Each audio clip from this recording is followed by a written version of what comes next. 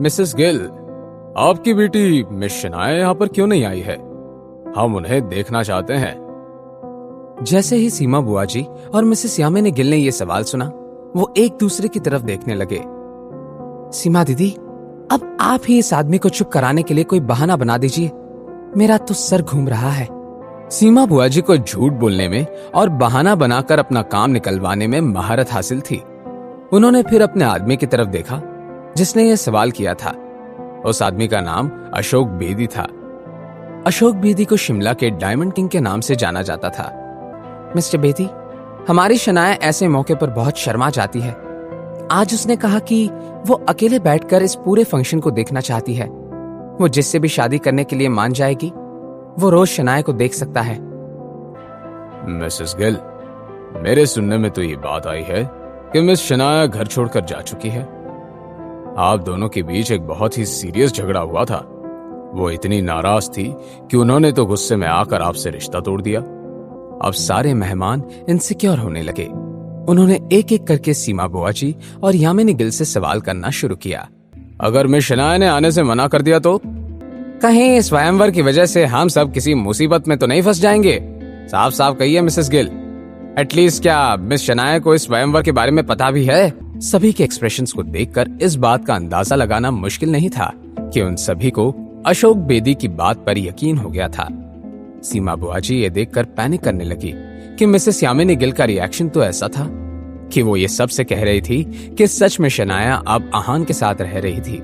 सीमा दीदी, क्या सबको सच पता चल गया है? अब क्या होगा? हाँ भाभी, सबको सच पता चल गया है। सभी जान चुके हैं कि शनाया घर छोड़कर अपनी दोस्त के यहाँ रहने चली गई है। अगर ऐसी ही बात थी तो हम सबका वक्त बर्बाद करने के लिए हमें यहाँ क्यों बुलाया? खामखा यहाँ आकर हम सबका मूड खराब हो गया। अगर मिस शनाया शादी करना ही नहीं चाहती थी तो इतने बड़े तामझाम की क्या जरूरत थी?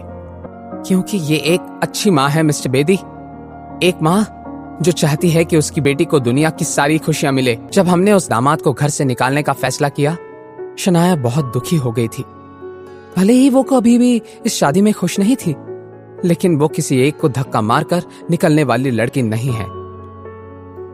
हमने आहान को शनाया की जिंदगी से निकाल दिया। अगले ही दिन मेरी भाभी मिसेस यामिनी गिल ने शनाया से कहा कि हम उसके लिए अच्छा पति ढूंढ लेंगे, लेकिन शनाया ने मना कर दिया। क्या आप जानते हैं क्यों? क्योंकि हमारी फूल जैसी बच्ची अब एक बार फिर से दुखी नहीं होना चाहती। वो तो इतनी डर गई है कि अब किसी पर भरोसा करने की ताकत उसके अंदर बची ही नहीं है। इस पॉइंट पर वहां मौजूद हर कोई शनाया पर तरस खा रहा था। हर किसी की आंखों में मिसेस यामिनी गिल के लिए सिंपैथी उमड़ रही थी। शिमला के सबसे बड़े खानदानों से दो ही नाम जाने माने थे, एक नेगी और दूसरे कोहली, और उन दोनों खानदानों में आपसी दुश्मनी थी।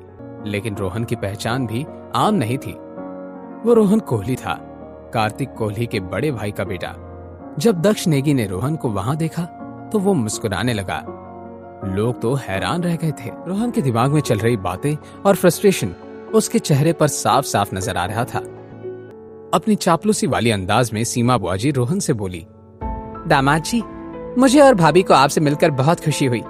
वैसे मुझे लगता है कि स्प्रिंग कॉर्पोरेशन वाले प्रोजेक्ट की वजह से आप हमारी शनाया को तो जानते ही होंगे। अच्छी बात है। वो सीमा बुआ जी को चुप कराना ही चाहता था कि मिसेस यामिनी गिल बीच में बोल पड़ी, दामाद जी, वैसे शादी कब करनी है, कैसे करनी है, ये मैं आपके मॉम डैड के साथ मिलकर डिस्कस कर लूंगी। शादी? दामाद जी, उस शादीशुदा लड़की को मैं जानता ही नहीं हूँ, और ये है कि मेरे बारे में जाने बिना ही मुझे अपना दामाद कहकर पुकार रही हैं। ये कैसी नई मुसीबत है यार। फिर रोहन ने बेमन से एक ब्लैक कलर का कार्ड सीमा जी की ओर फेंक दिया और पैर पटकते हुए होटल से बाहर जाने लगा। फाइनली उस होटल में सीमा बुआ जी, रतन और मिसेस यामिनी गिल ही बचे हुए थे। सीमा दीदी, मुझे तो अब भी इस बात पर यकीन नहीं हो रहा है कि सब कुछ बिना किसी रुकावट के पूरा हो गया। भाभी, सब कुछ सही से पूरा क्यों ना होता? पूरा तो होना ही था, सारा मेरा प्लान जो था।